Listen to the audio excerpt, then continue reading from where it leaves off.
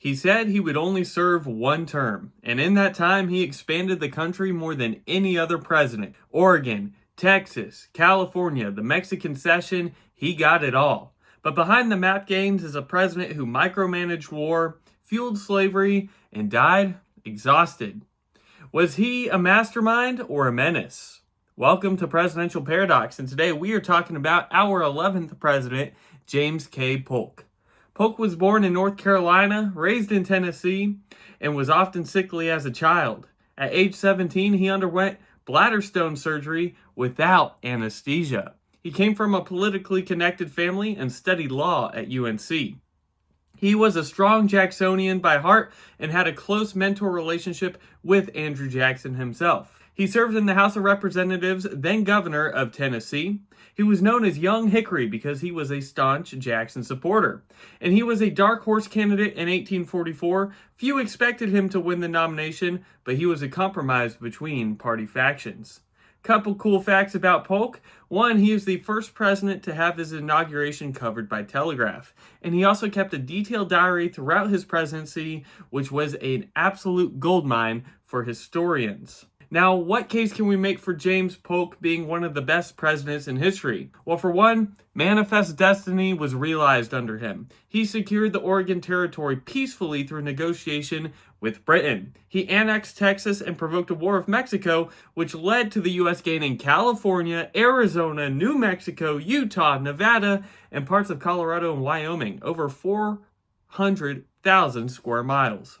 Not only that, but James K. Polk was incredibly efficient as president. He made 4 clear campaign promises. 1, lower tariffs, which he did. 2, restore independent treasury, which he did. 3, resolve the Oregon dispute, which he did. And 4, acquire California, which he also accomplished. He did all 4 of his campaign promises in 4 years, then declined to run again, walking away from the White House. Not only that, but James K. Polk was a strong leader with a strong vision. He rarely deferred, set an agenda, and he stuck to it. He made promises and he kept them. He controlled both foreign and domestic policy with laser focus. James K. Polk, one of the most efficient presidents ever. Now, what argument can we make for Polk being possibly a lower-end president? Well, for one, he provoked the Mexican-American War. He purposely sent troops into disputed territory, and when skirmishes broke out, he claimed American blood on American soil. The war was successful, but divisive, seen as imperialist by some, especially people from the North. 2, he expanded slavery. All the new territory reignited tensions over slavery within the country. Should it be allowed in these new Western lands? Polk was a slaveholder himself and showed clear Southern bias on the issue. The war and expansion directly accelerated path towards the American Civil War. And he ignored domestic progress. He focused heavily on territorial gains but lacked investment on internal development. Little attention to infrastructure, public education, or industrial policy compared to his predecessors before him. Now what if?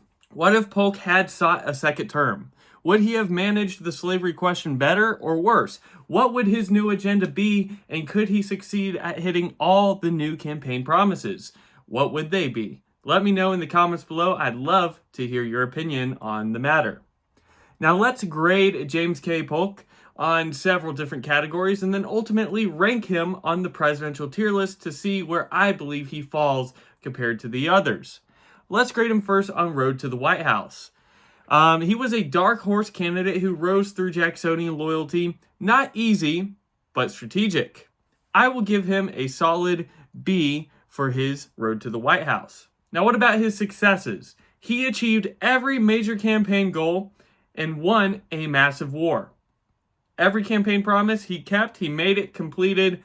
Boom, boom, boom. You never see that these days. You rarely see it throughout our history. A+ for successes for James K. Polk.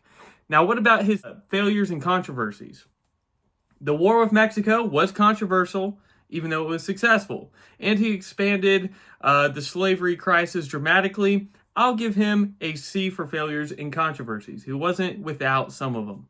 What about his moralities and ethics? Well, he was a slaveholder, expansionist, motives tied to Southern interests didn't help anything. He had his goals, but were they really moral or ethic all the time? Not necessarily. I'm going to give him a D for morality and ethics.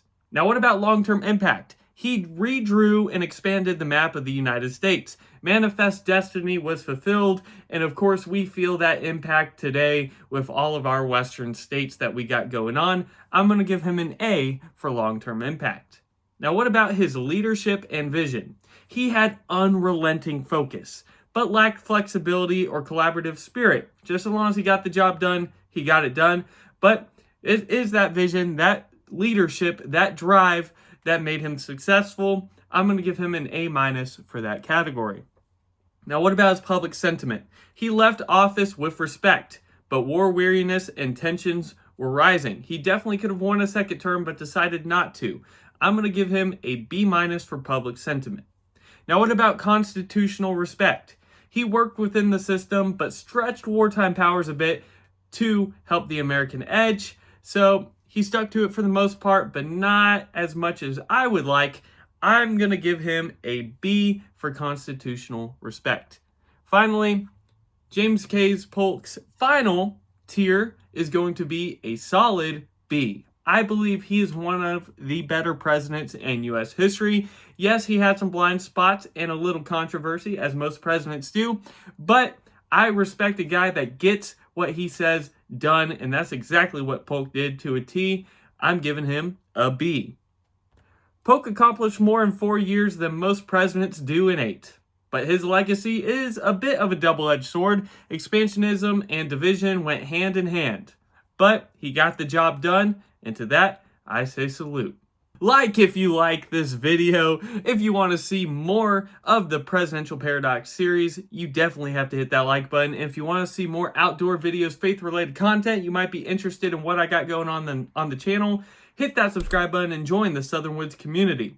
And of course, like every president before, you might want to join a secret society. We have a membership program linked below. You can join the Southern Woods family, Kindred, or Inner Circle, all with their own perks. It's a good one. So I will see y'all in the next video. Southern Woods out.